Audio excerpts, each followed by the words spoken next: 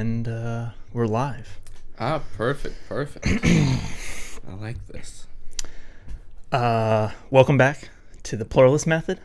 Yes, welcome. Today, we're going to be discussing an interesting topic. Our topic for the day is how the U.S. government can encourage diversification of supply chains in various countries.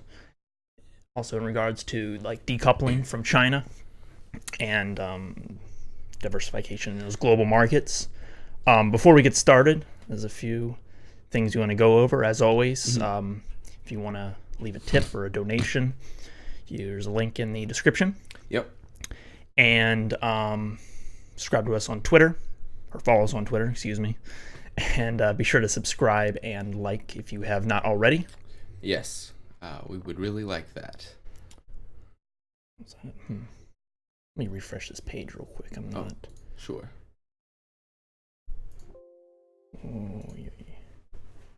I think we're good, yeah. Okay, never mind. Dylan has no hair, yes. Dylan is bald, yes. All right. Thank you for everyone's encouragement. All right. So let's get started. All right. To start out with, we'll just go briefly over, do a brief overview.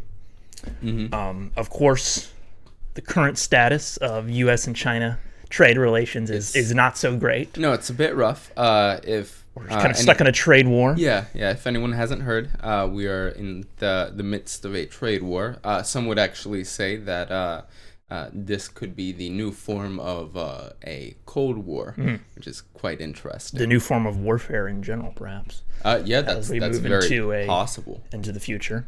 Interesting to see. So right now, there's currently over $250 billion in tariffs imposed on Chinese goods imported into the U.S. and another $110 billion imposed on U.S. goods imported into China. I just want to state that those tariffs are not targeting the average consumer.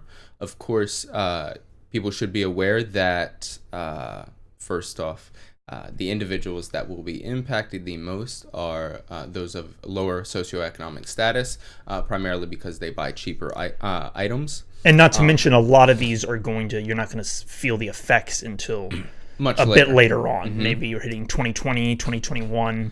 Oh, absolutely. And maybe 2020, you'll definitely start to feel them by 2020. Yeah, I believe I read a report as I'm going through here on Bloomberg. They're showing a lot of the major effects are going to hit us around 2021 is going forward. And then they have scenarios played out depending on the escalation. Okay. But I just wanted to state that most of the tariffs, they're not on things like backpacks or coats or anything like that. They're actually manufacturing goods. Yes, I have some figures right here far as European and U.S. car companies. They're reporting slumping sales figures, and they forecast this out. It's because their prices are going to... and the need to increase prices. But also food and drink companies have lowered their profit forecasts. That's primarily due to commodities. Corn, because corn syrup.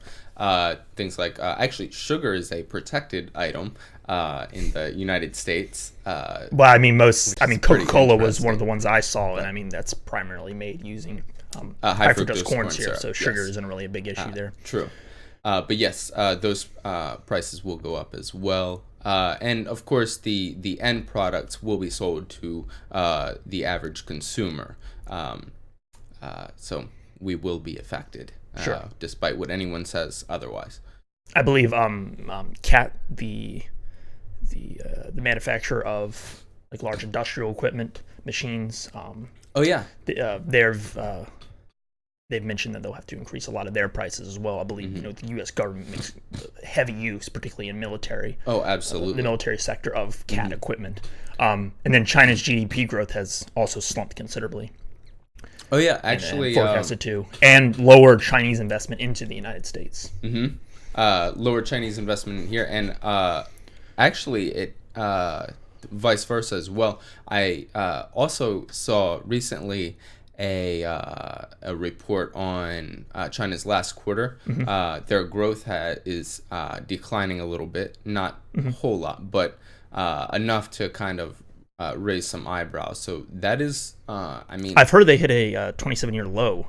yeah, I mean, that's promising. Of course. And then, of course, there's some people saying that that's not necessarily entirely due to the tariffs, and actually it might be due to just China's economy within their own country. Oh yes, I mean they're an aging country. I mean they couldn't expect that growth to continue on forever. Absolutely.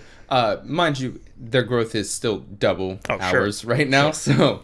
so they're hopefully they will continue to slow down. I believe they're at 5 to 6% growth rate at the moment.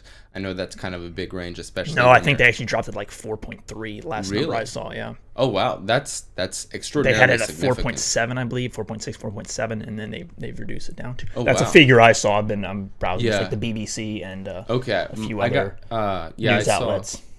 One from the Center for Foreign Relations, but this was a few weeks back. Well, where were they getting that figure from?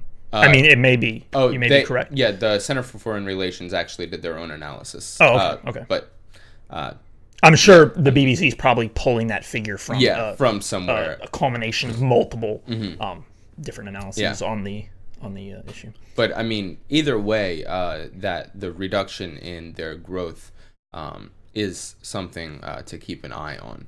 Sure. Be it due to their own economy or due to the sanctions we're imposing upon them via tariffs. So it'll be interesting to see. So also, we want to make mention of one of the key players in the middle of a lot of the trade war and negotiations, Huawei. Yes. Cell phone telecommunications manufacturer. Yes. Huawei is actually one of the few state-owned companies. Well, they're not semi-state-owned or quasi-state-owned, I guess you could call them. Yeah, it's interesting how things work like that in China. They have, I believe I read where every company in China is required to have sort of a branch from like the Communist Party. Yes. Yeah, supposedly to uphold, kind of moral and social standards. But a lot of people argue it's just more of the long arm of the Chinese government, sort of.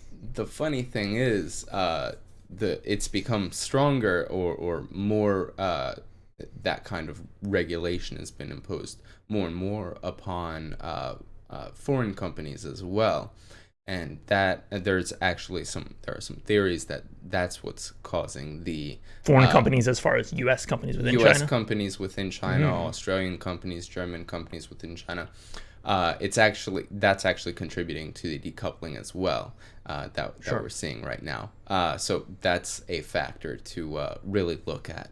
But Huawei is one of the companies that is really showing some growth or some sort of innovation that is. Well, they're kind of right now. They're sort of on the leading edge of 5G. Yeah.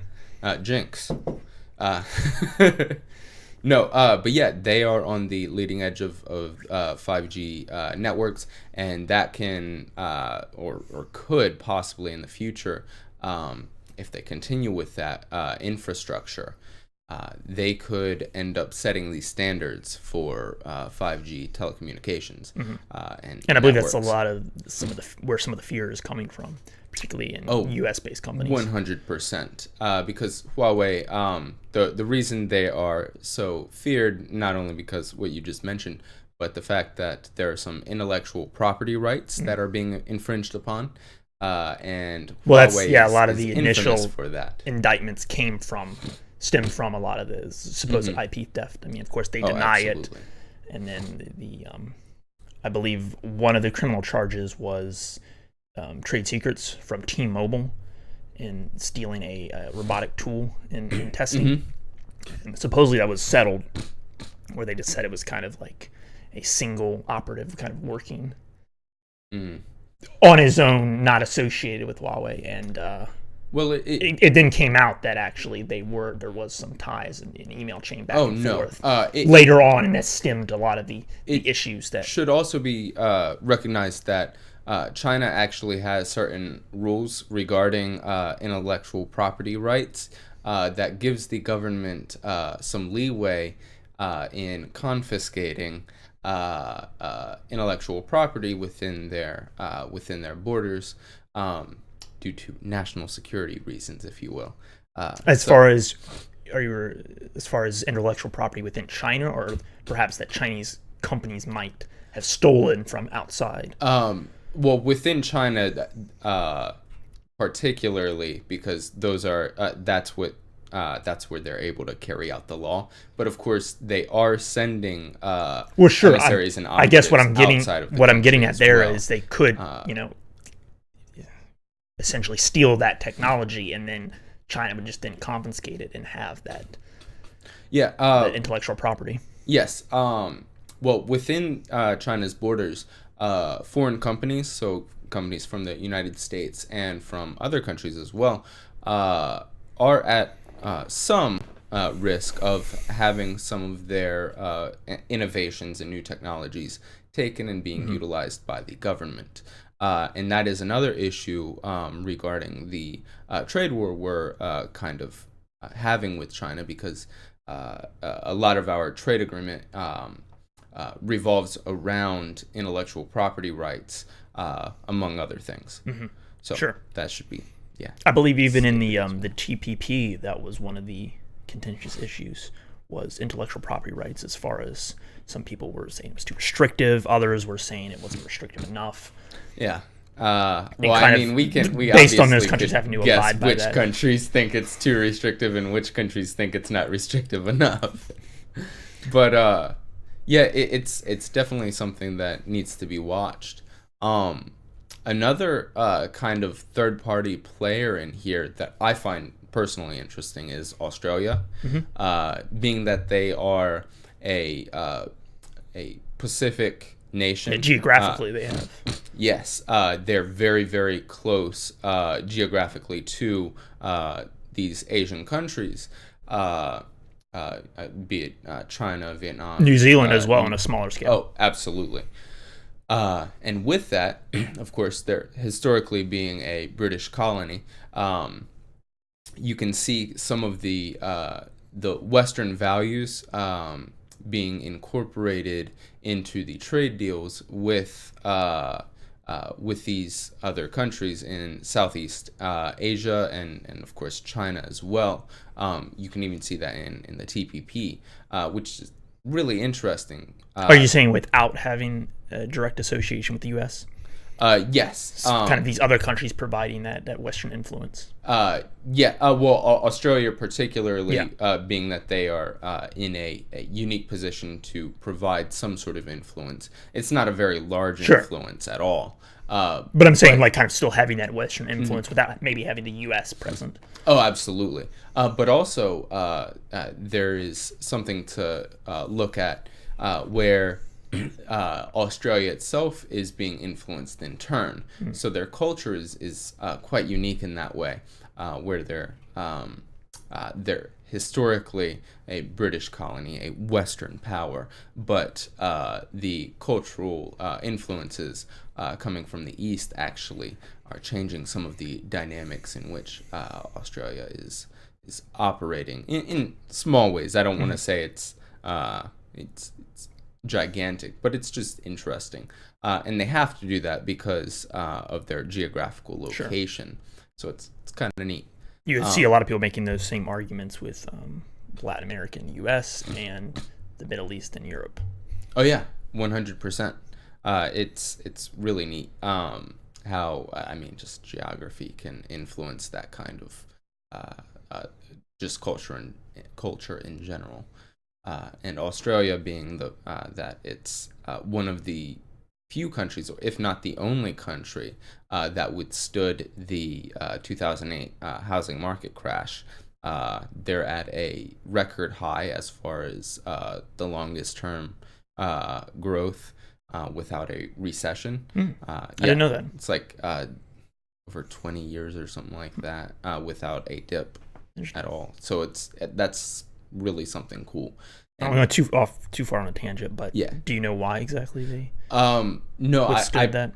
I really wish I did, Very because interesting. I personally, Maybe that's another topic for another time. Yeah, I mean that's really cool. I'd really like to know more about why Sure. that's happening. But yeah.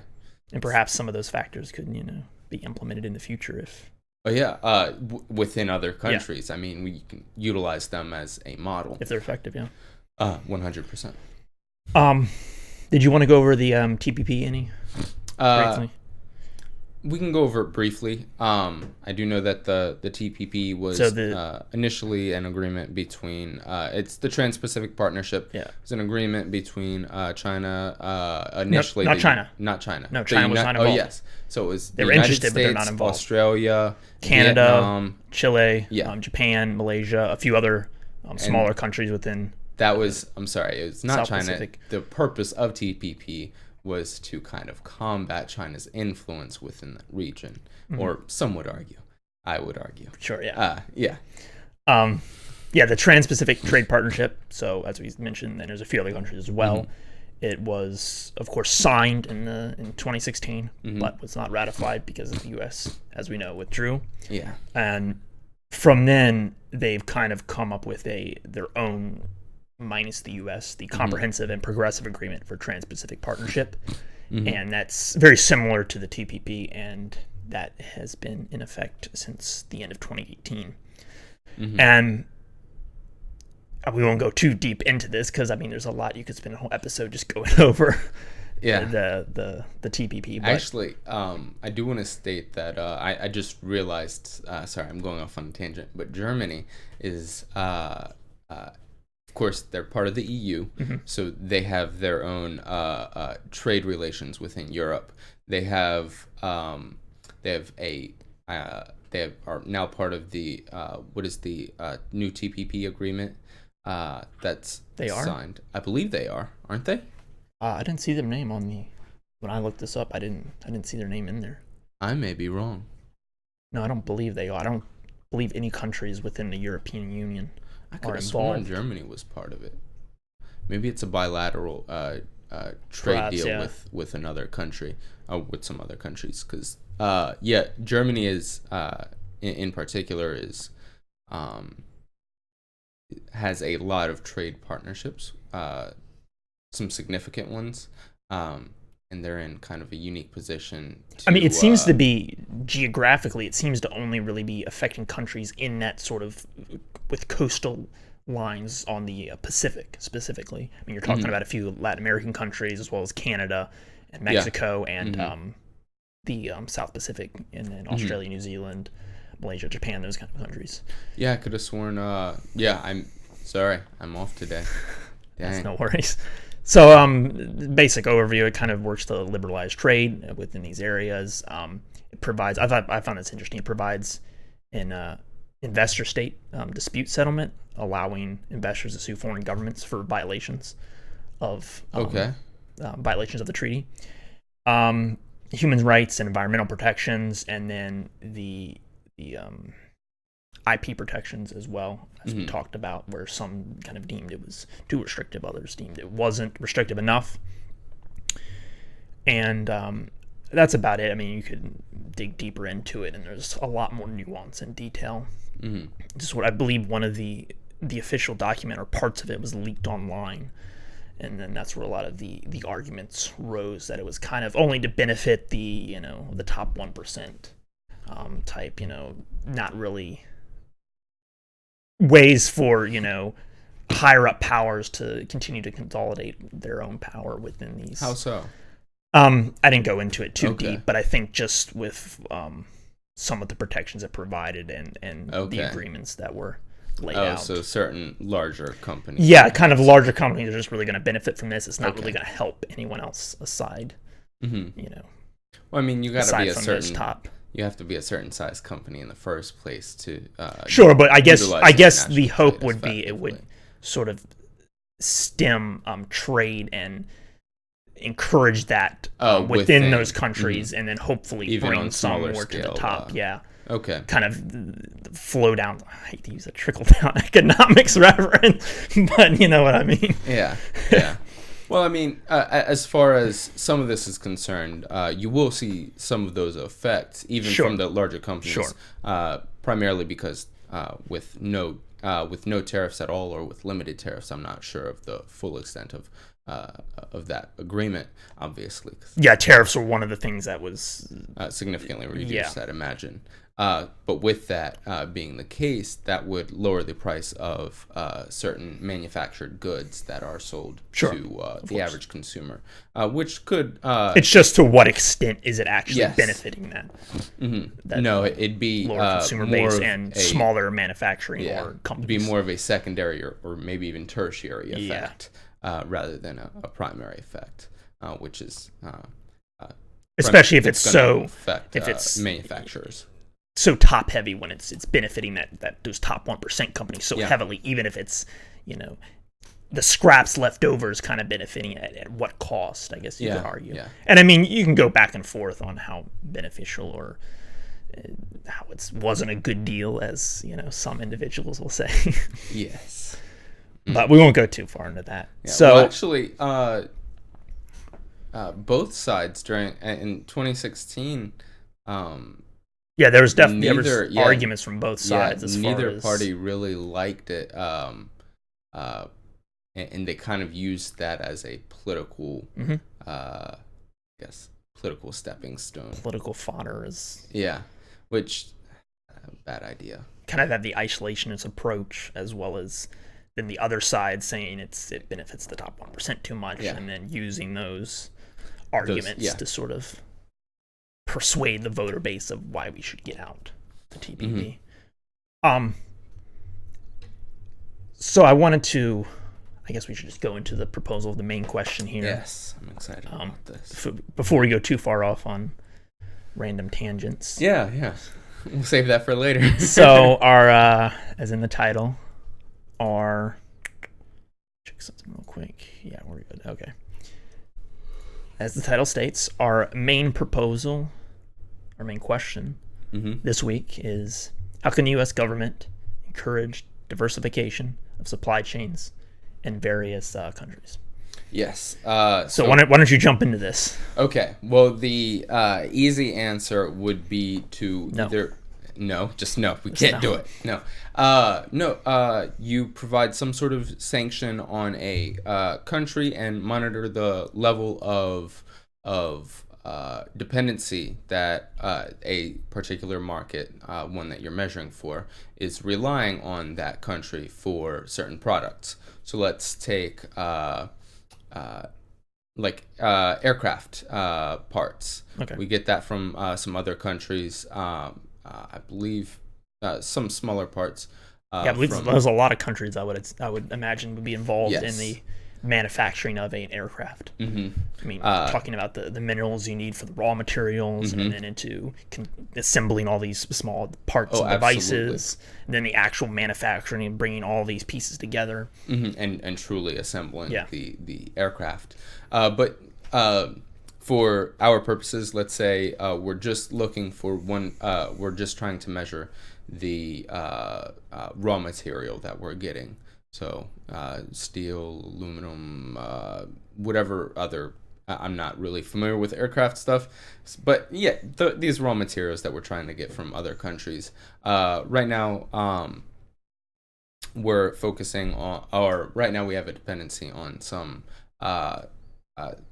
countries over others, and if you impose some sort of sanction, it doesn't have to be a tariff. You could do quotas, which kind of sets a limit on the number of items that you are allowed to purchase from another country, or of a particular item, and that would provide a check on companies trying to continuously purchase from that country, and they'd have to go somewhere else if they wanted more unfettered access to the good they're searching for.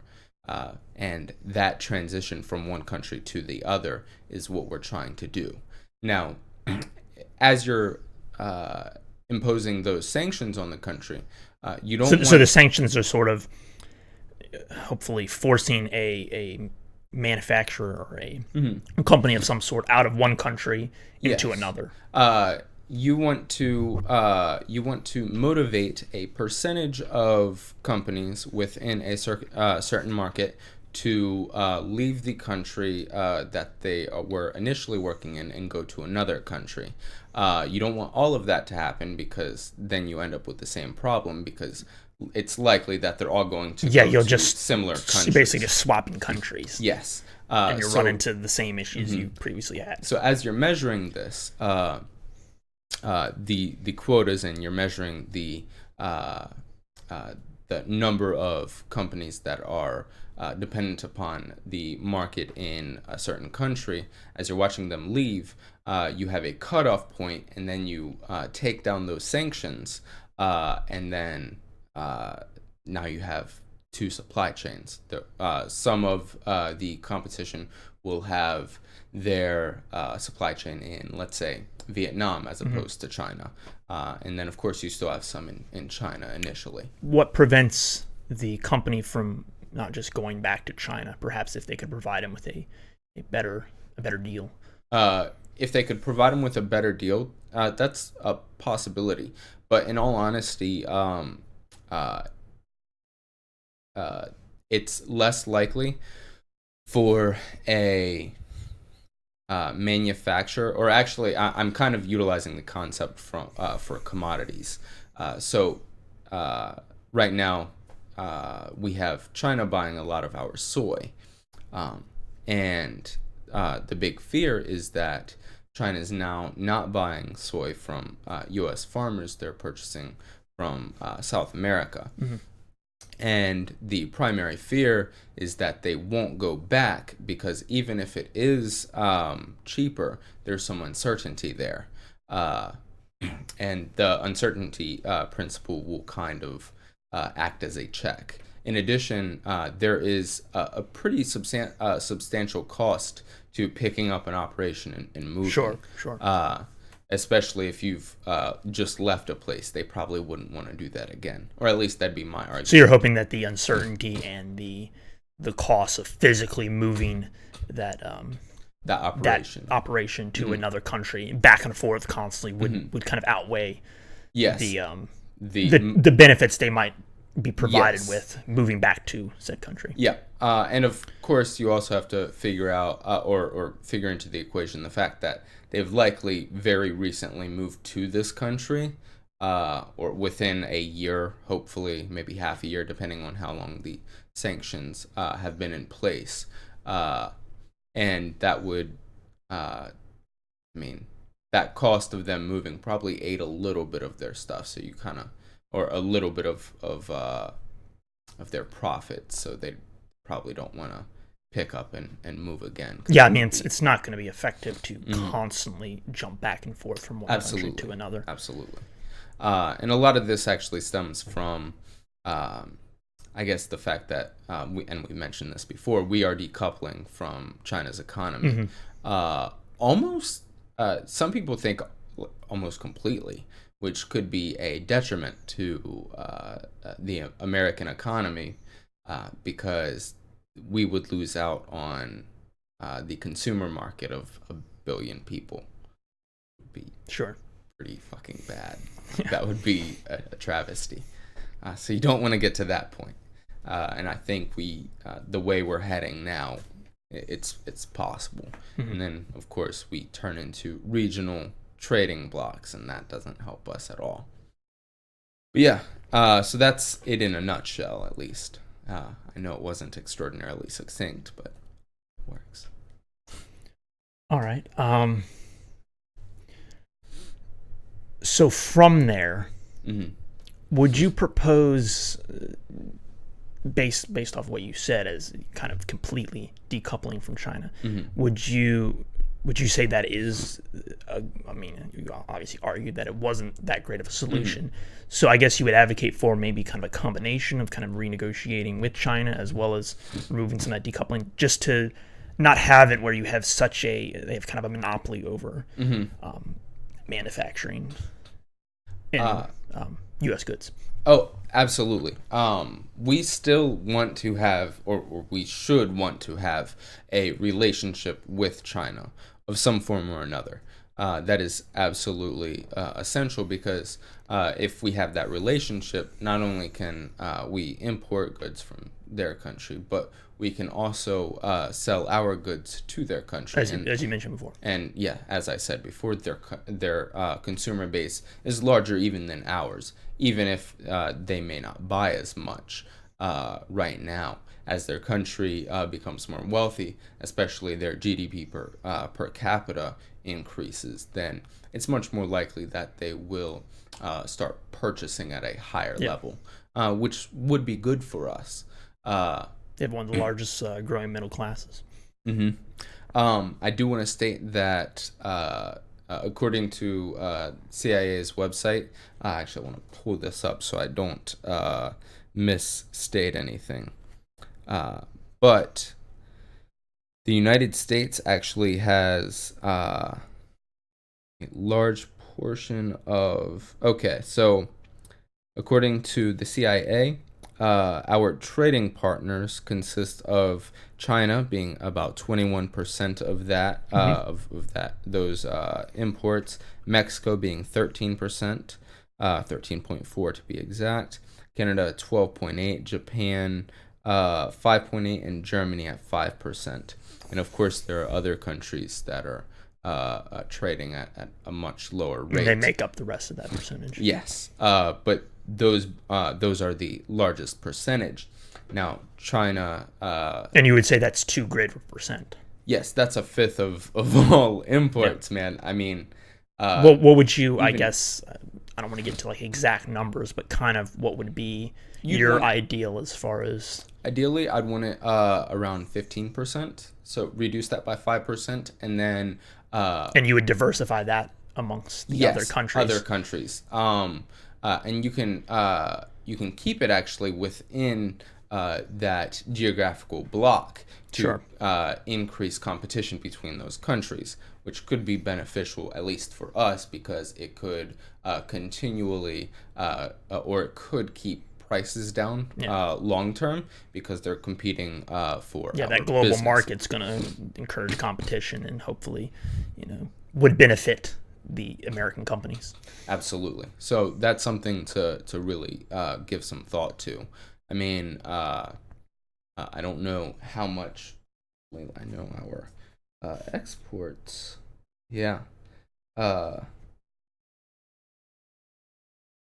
mean, I don't want to specify any countries in particular who we could possibly go to, because I'm not too up on their history. We'll get into those hypotheticals a little bit later, but for now. But yeah, so a reduction in the percentage of imports by 5 to 6%, I'd say, would be helpful, and possibly increasing some of the imports from maybe Mexico or Canada would also be good. I mean, if you're going to have some large giants kind of being the primary makeup of your imports, then at least have them be kind of equitable in how much you're trading with each of them, especially given the fact that I mean, I know we're still working on the new the USMCA or the new NAFTA agreement, but keeping it within these 3 North American countries, giving them a larger portion. Geographically, do you think there's any benefit there?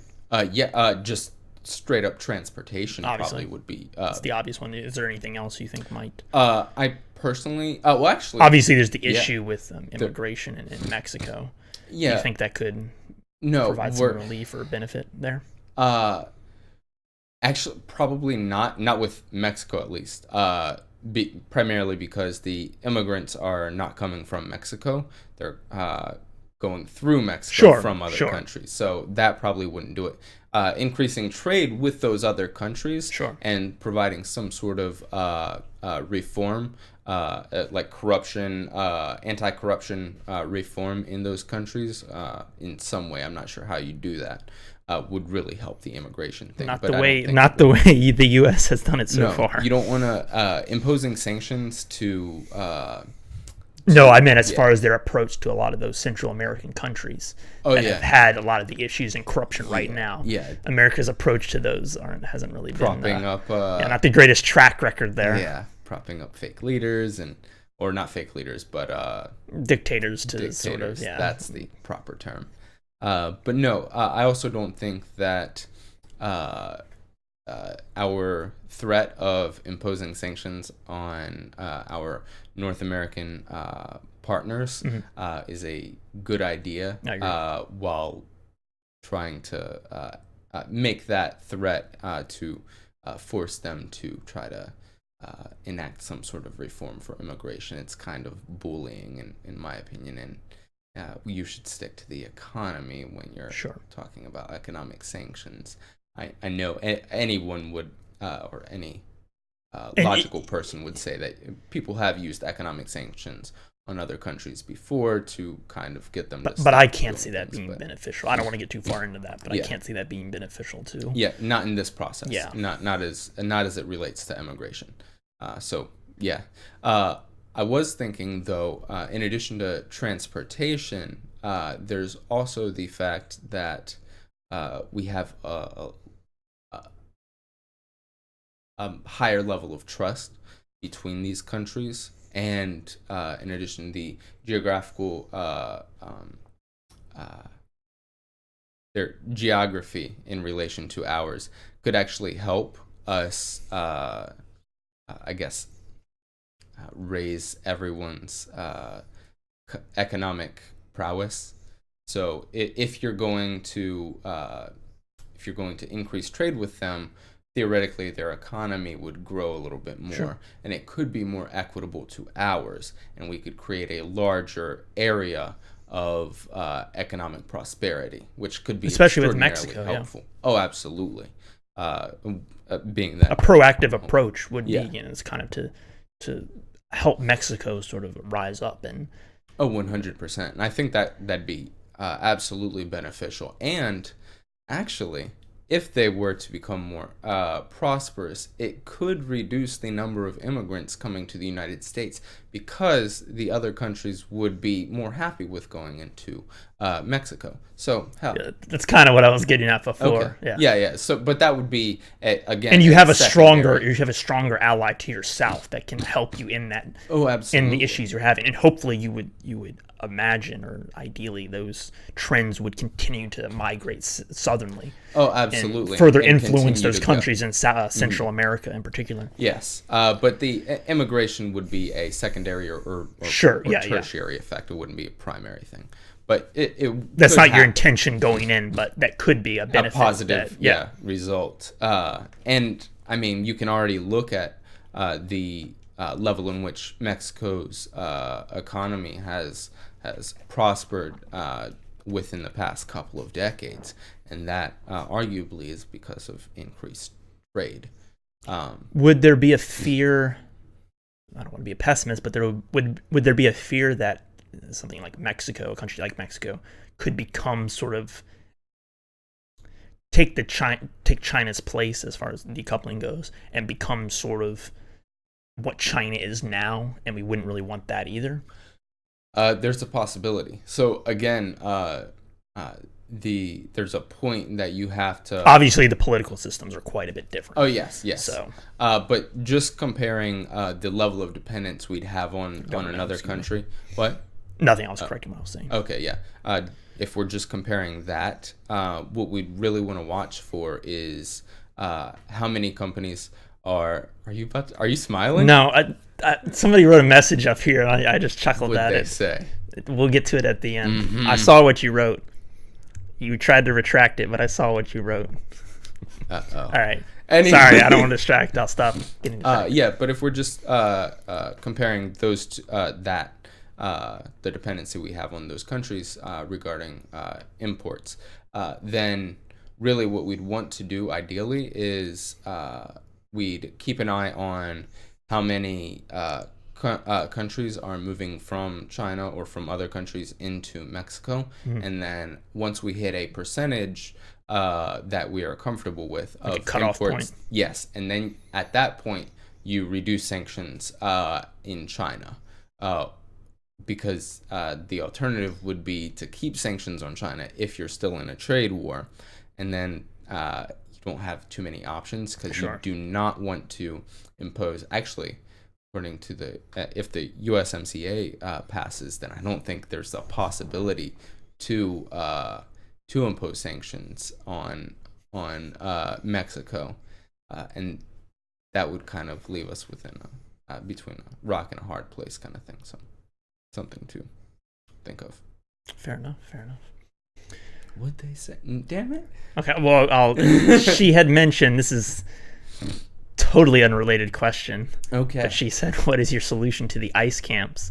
But she previously had commented, what is your solution to the ISIS camps? I think we got a bit confused there. And then she said, shut up, we're driving. So I like that. Okay. we'll get to that later. Yeah. Both of them. Both the camps. Bomb them. That's the solution. Yeah. The Both ISIS. or, the okay, ISIS, I was about to say. Let's just go. Oh, crap. That might be somebody else's approach. Yeah, that's something. Nope. So I'm curious about what would your China's survival as far as decoupling. I mean, I don't want to speculate on the future of China, but what would you believe would be the Okay. So I guess there are the status of their economy and growth in the case of decoupling or severe decoupling. There are a variety of opinions kind of floating around. Some of the major opinions I've heard are they would be completely devastated, while other opinions would say they basically recover relatively quickly. Bounce back. I'm more in the latter camp. Sure. I think it will cause a detriment Most definitely. in the beginning, and it'll cause a detriment to us as well. At that point, we'll be playing a game of who can recover quicker. Sure.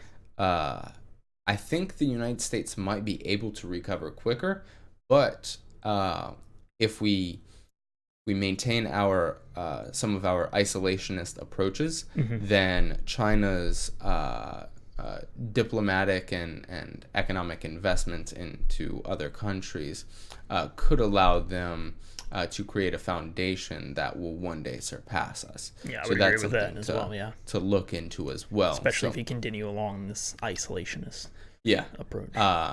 So if we were going to completely decide to decouple from China, we have to have plans to mitigate the losses that we will inevitably face. So we want to create as many trade partnerships with as many countries,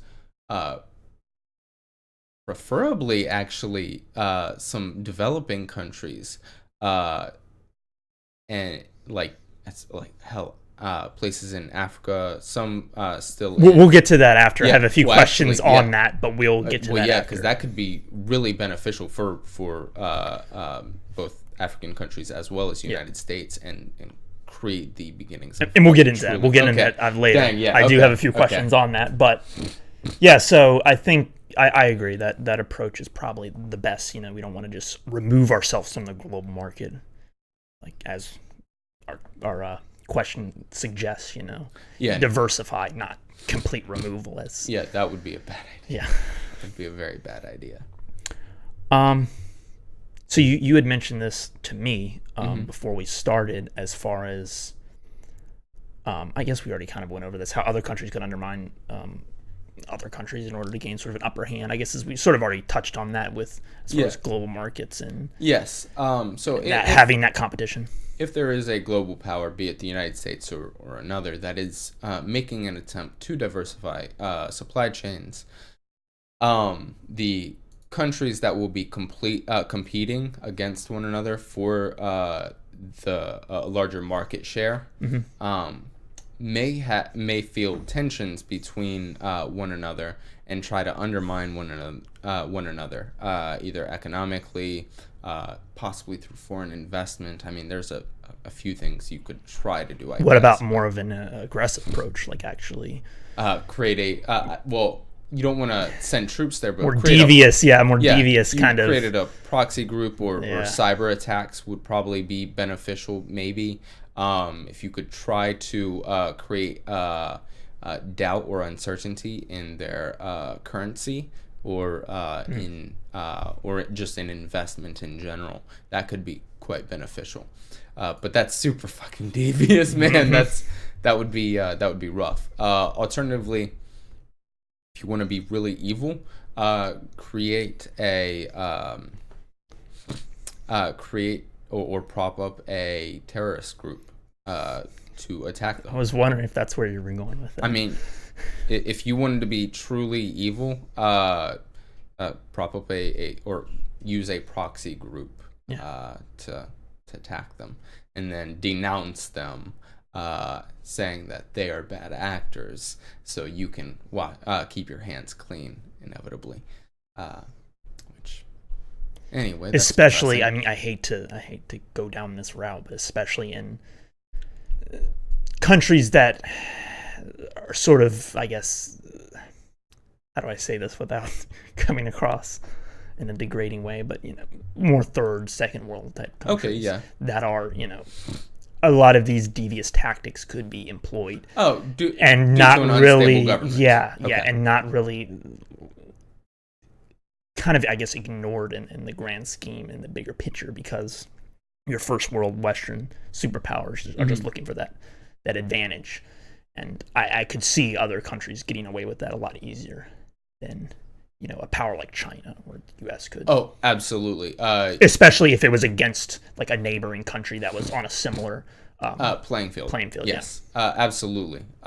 It would require some sort of authoritarian regime, I think, to prop up a small proxy group or just a very an unstable government. Yeah, very corrupt governmental system. Yep. Those are the possibilities, but really, I do not condone that as a. You heard it here first. Yes, we do not condone. So terrorism. I saw on this podcast, this live stream, that this guy recommended I prop up a terrorist cell. No, that would within my neighboring state. Oh, that would be horrible. But no, I do not condone that, and I don't know if it's actually an entirely useful method exactly, because it could create deep-seated hostilities between the countries. Because even if the government officially denounces that group that they propped up, the group will likely state that they are from that country, and that'll create that. I mean, it could devolve into an all-out war in worst case. Oh yeah, especially between neighboring countries. Which would be bad for everyone, because the United States or the power that they're fighting over may pull out of both countries and try to get out of that area, because they don't want or companies will not want their. And even those Western powers could see some of the effects of that war as well. Mm-hmm. They're having to have these companies pull out, Oh yeah, they'll pull out, and you'll also see some mass immigration, maybe some asylum seekers as well. That could create some, depending on the geographical location. Yeah, pretty large conflict. So don't do it. Don't do it. All right, so let's move into some extra questions here on it. Okay. Kind of somewhat related. And these are the secret questions he does not know. We'll touch on some of the issues I mentioned before. So the first one I wanted to go into was, in your opinion, this is concerning technology in particular between the U.S. and China. In your opinion, what is the biggest tech area at risk in regards to U.S. versus China? The technological area. I'm not up too much on technologies as far as what we're referring to. As far as AI, biotech. Okay, would pharmaceuticals count as well? Yeah. Okay, so of innovations in general, Yeah. or high research R&D kind of things. Correct. I'd go ahead and say the 5G, the network, So the network innovation infrastructure. foundation. Yes. Well, I'm looking more so for general areas within technology, not one specific. Okay. I'm actually not 100% sure. The United States is while they are actually being outpaced very recently, we've been outpaced as far as the number of dollars we are investing in R&D. China has recently surpassed us. China puts a lot in R&D. Yes, quite a bit. But they're not too much out investing us. So Do you know what sectors in particular? no, I do not. I've heard they're Personally making big leaps in AI. They could be. I'm not 100% up on that. If I were to hazard a guess to which areas they'd probably outpace us in, I'd probably say some form of transportation infrastructure. They'd probably outpace us just due to the fact that there is the potential for a state-owned company to create a standard set of transportation, especially if you're going into public transit, that could affect other countries, Sure. Especially neighboring countries, and then possibly Or even global. Electric vehicles is another, Oh, absolutely. as far as concerning transportation. I think that Europe may still hold the leading innovation as far as some electric. I was mostly talking about U.S. versus China, but yeah, they could outpace us. they definitely do outpace us in electric vehicles. Yeah. Okay. Yeah, but I'd say I'd personally say public transportation infrastructure and innovation. They will inevitably.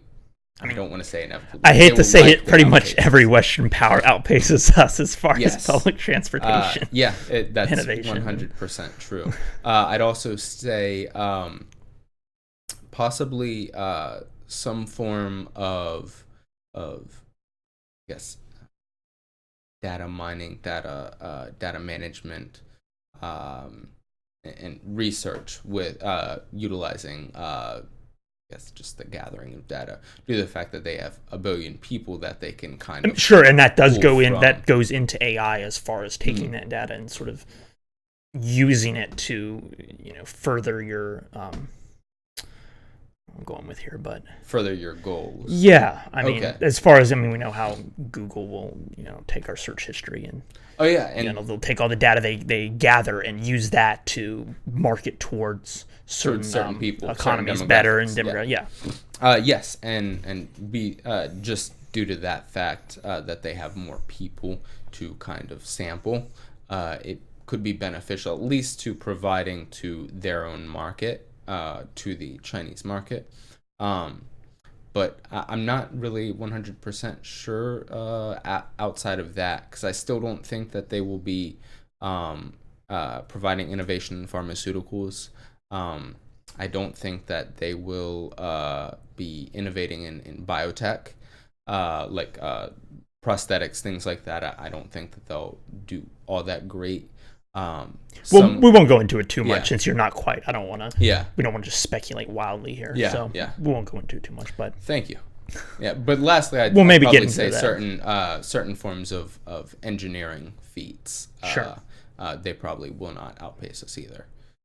But yeah, that's the last thing I'll say. What they lack in efficiency, they make up for in manpower.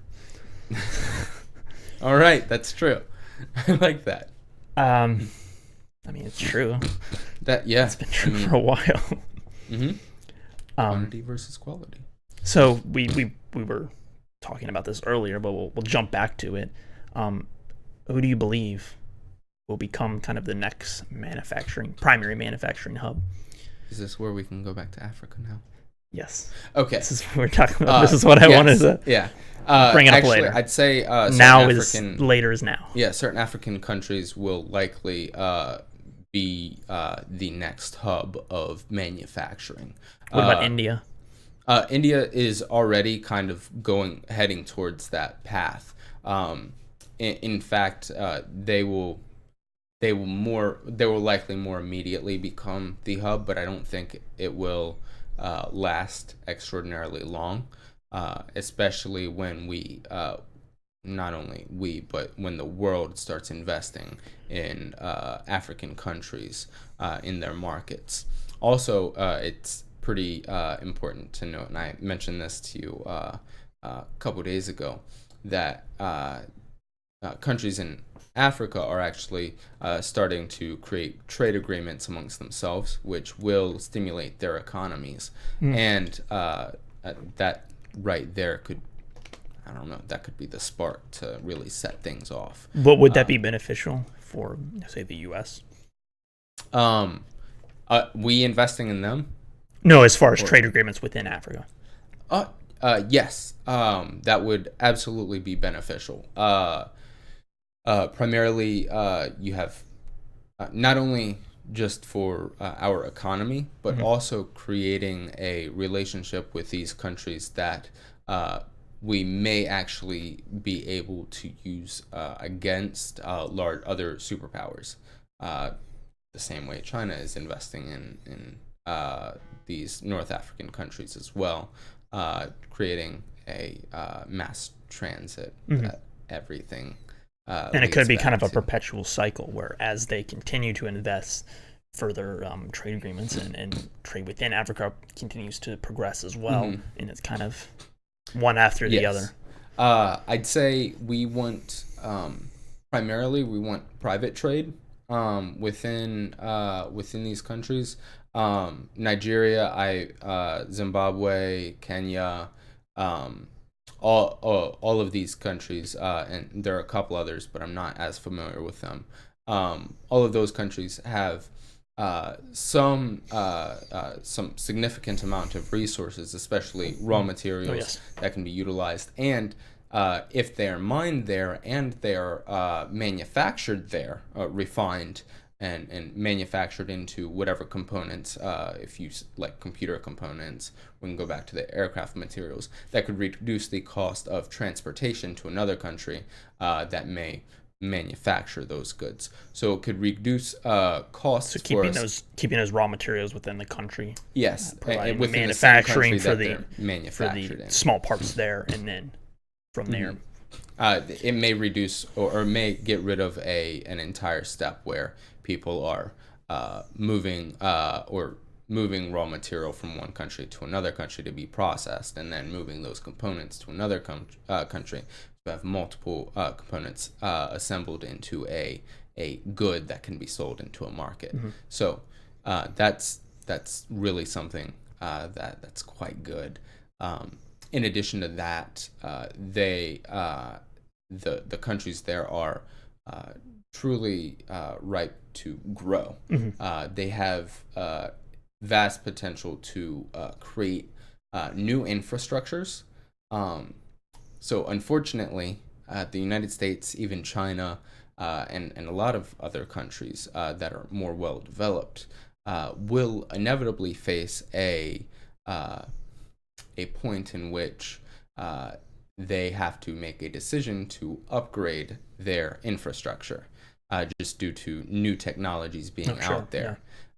So like buildings, what happens when skyscrapers start to truly deteriorate?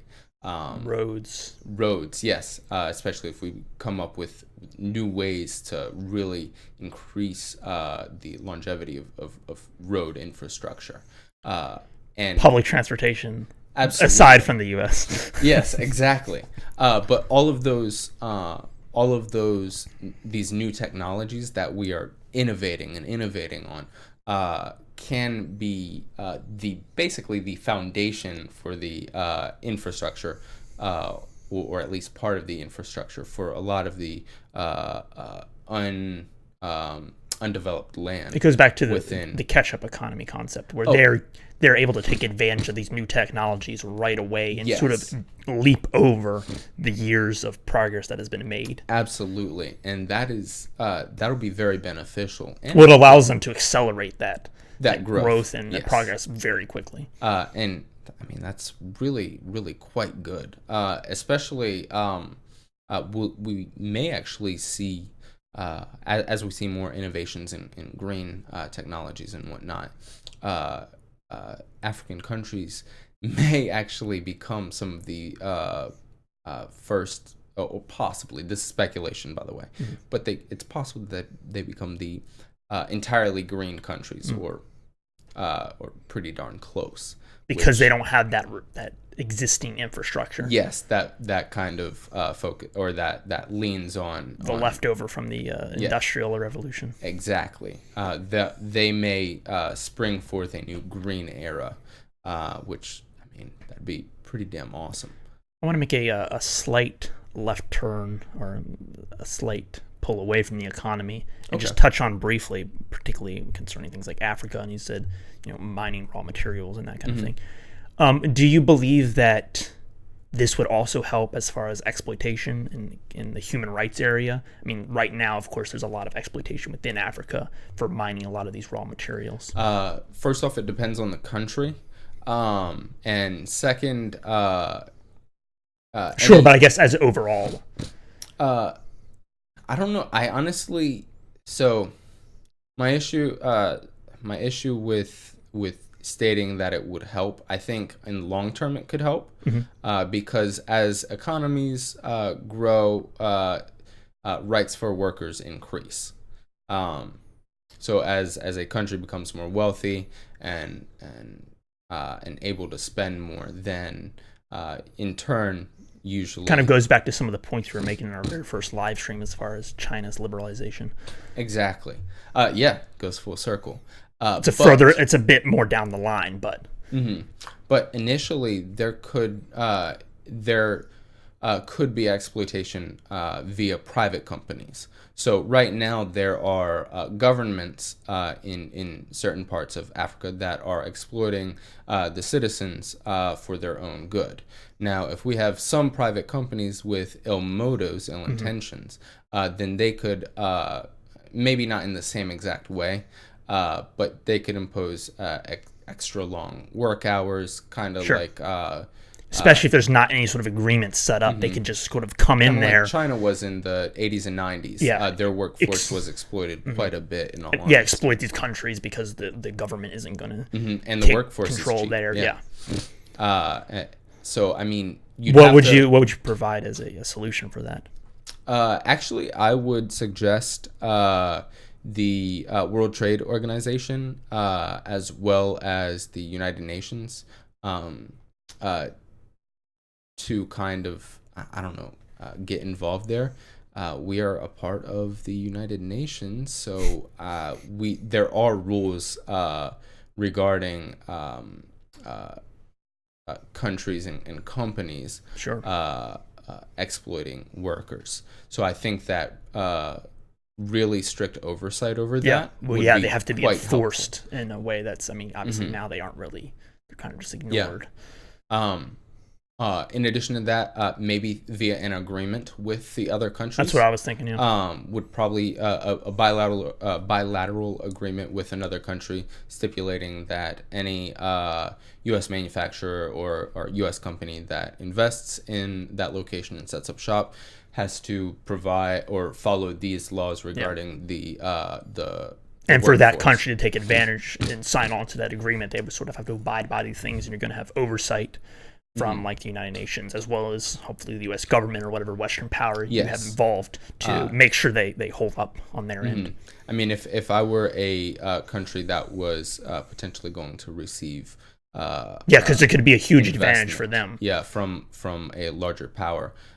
If I could stipulating that the workers be taken care of would be and completely remove all human emotion from it.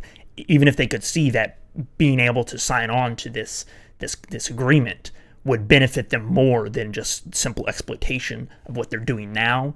Even if you take the human out of it entirely, because they're going to get so much more benefit from it. They get wealthier. Yeah, and hopefully out of that, the worker gets the benefit as well.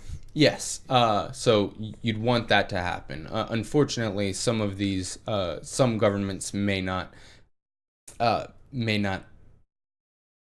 care as much for the citizens.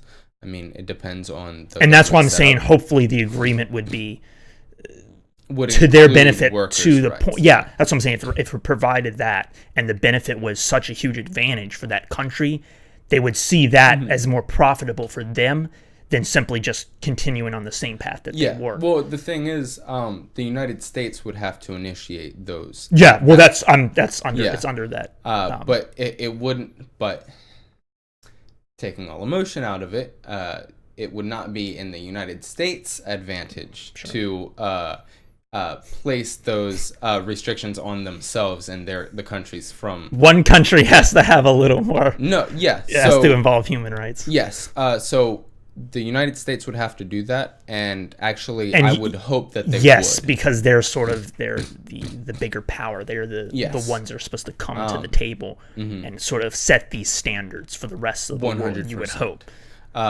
It's American exceptionalism, But it hasn't happened in the past, so I'm a little bit skeptical. But I would hope that in the future, investment in other countries, developing countries. I would truly hope that we would incorporate that kind of stuff into the agreement, even if we.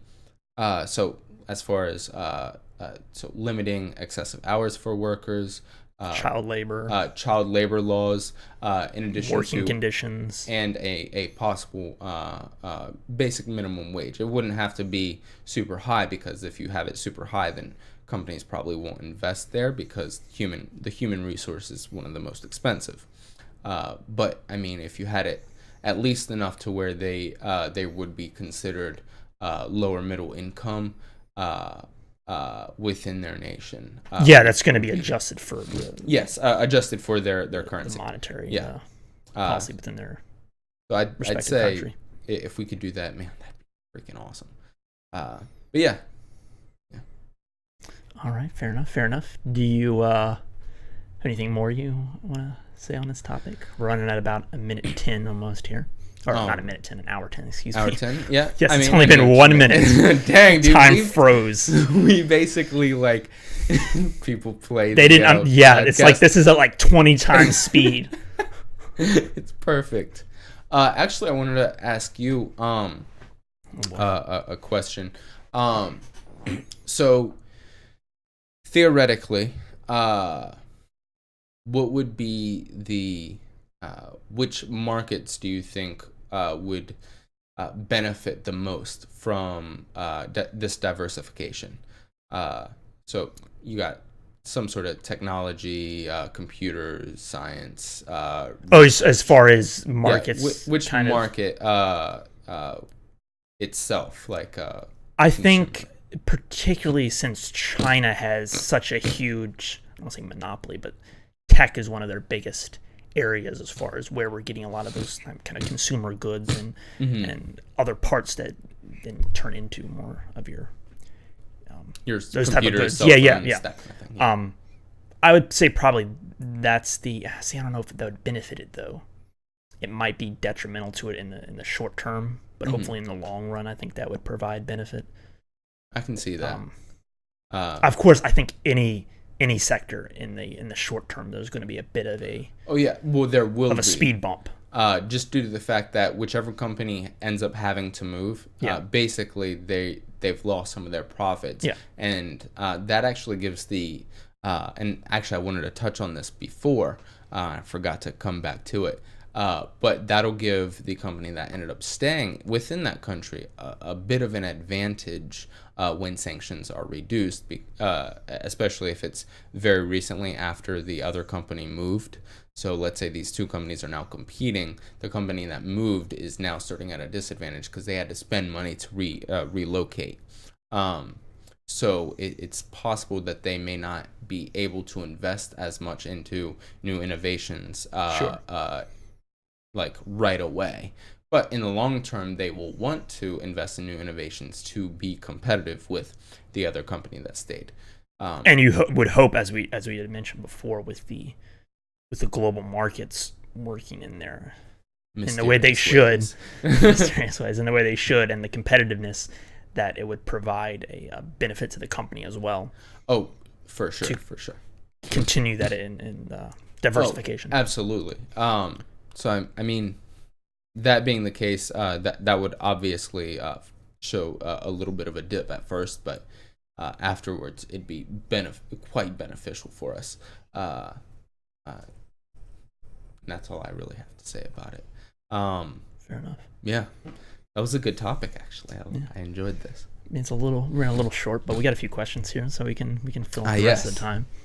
I don't think these are actually. I think these are all like joke questions. We already went over how you have no hair.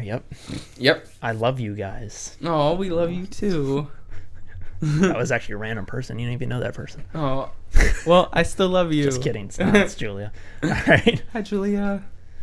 Call outs. What is your solution to the ice camps? Actually, it's a very unrelated. It is very unrelated, but actually, I don't know if I touched on this on air or not, but you and I had a bit of a discussion, possibly. Maybe it was even someone else. Dang. Having so many, can't you remember? Yeah, but I had a conversation regarding immigration. You have to identify, first off, what immigration is. Like, what is the purpose of immigration? What are the benefits and the consequences, the negative consequences for immigration? So immigration is at the very fundamental reason for a country to want immigration is to, first off, it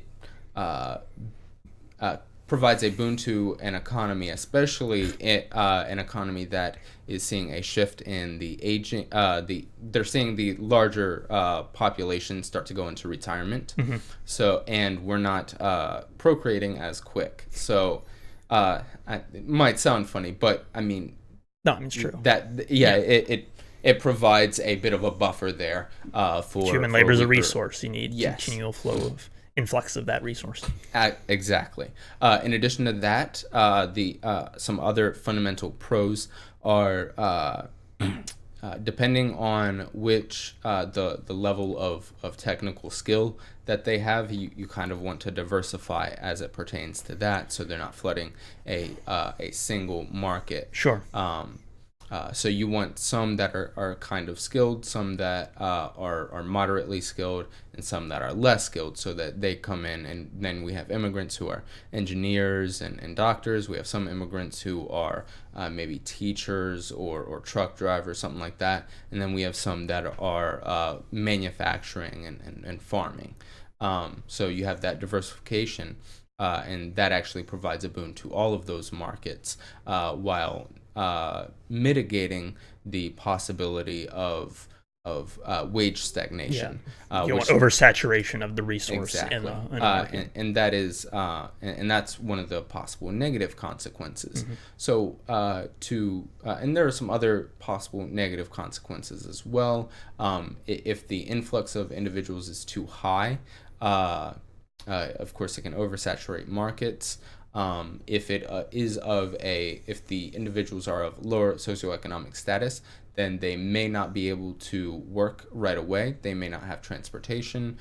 They may need some sort of housing to begin with, and help from the government. And that does add some form of burden.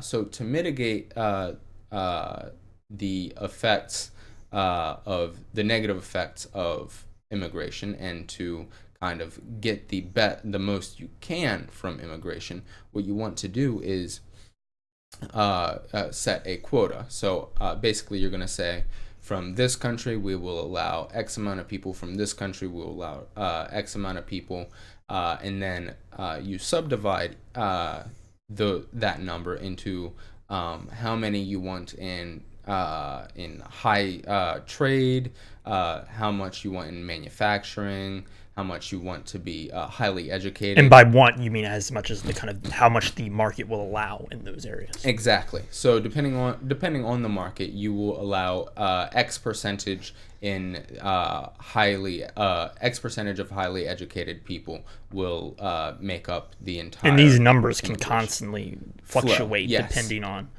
the need for the resource in the market. Exactly. But I wanted to pause right there because concerning, I guess, ICE camps in general, I mean, that's kind of focusing more on legal immigration. I mean, with ICE camps, you sort of have there's illegal and refugees in particular. Yes. Within those categories, there are numbers for refugees. Okay. Now, and that actually gets me to my point. I know I was kind of long-winded going on the fundamentals, but it should be understood before I go any further. So as we're going for the refugees and illegal border crossings, which again they're mainly refugees.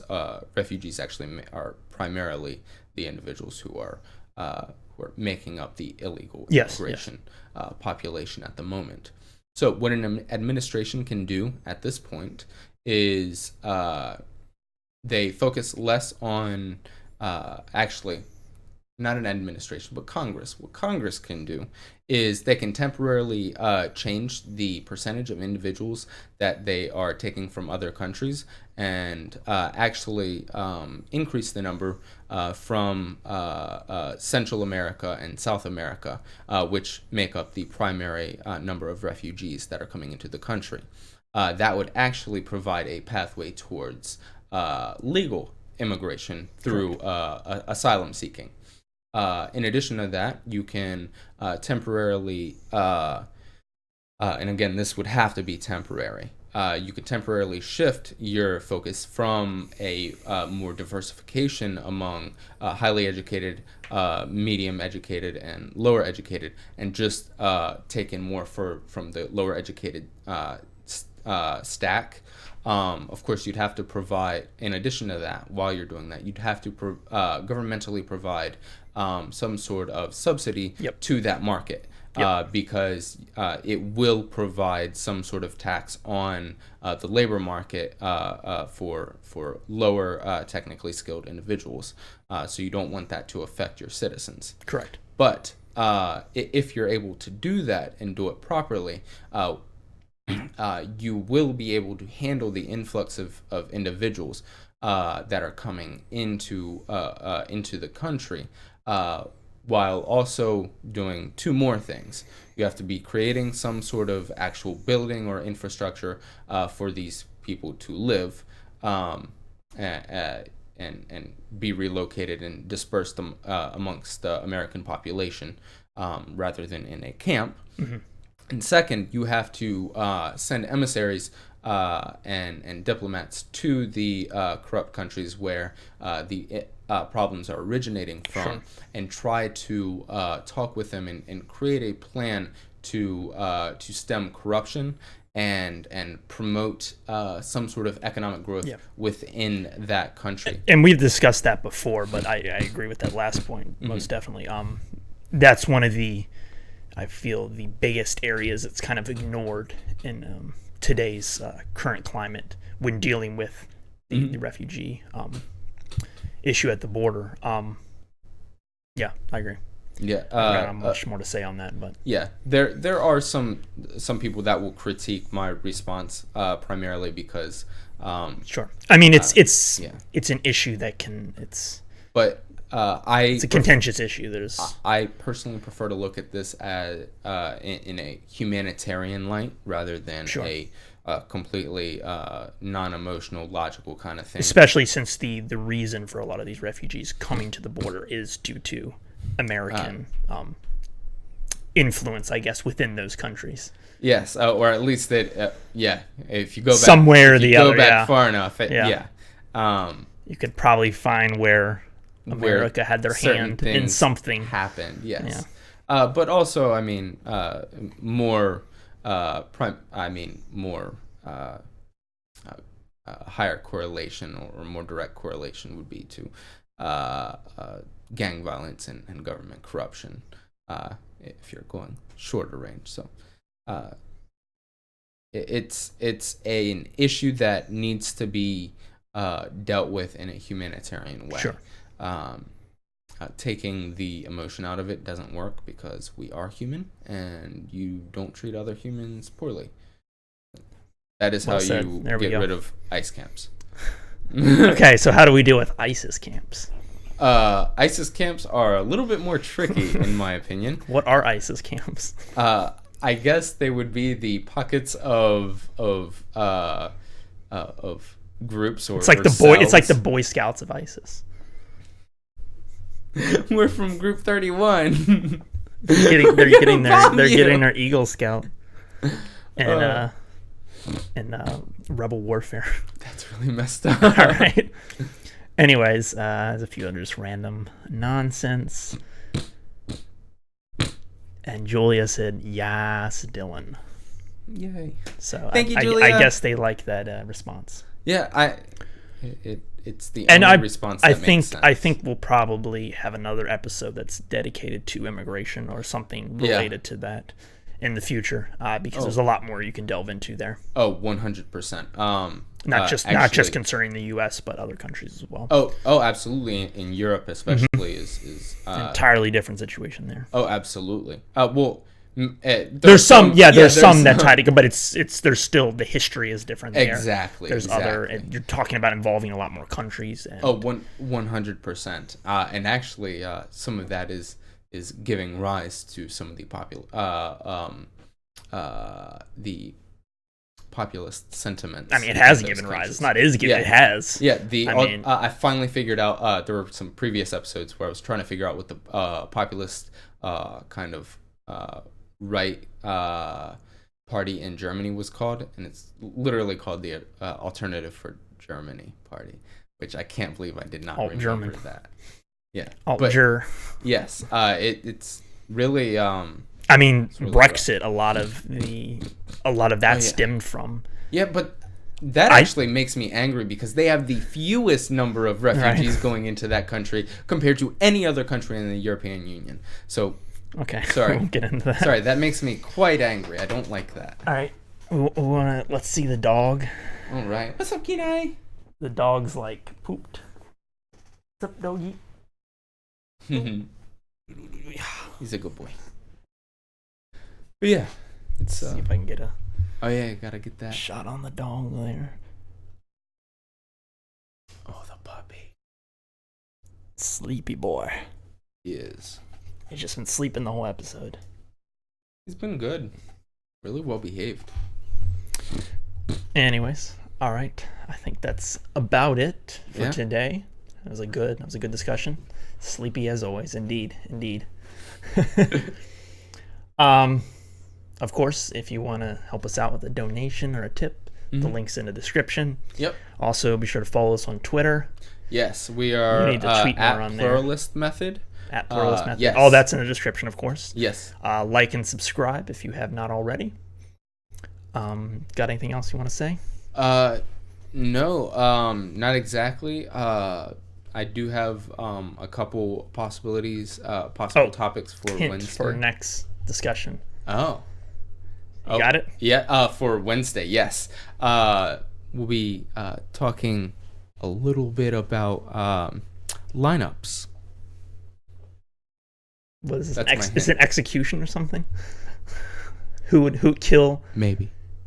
What is that? I'm not going to go. Never mind. Nope. What was that? Nothing. Okay. It censored that comment. Man. Anyways. But yeah, I got nothing else to add. It. And all right. I hope you all have a good Sunday. Yep. Enjoy. My name's Dylan. My name's Jeremy. And have a good night. Signing off.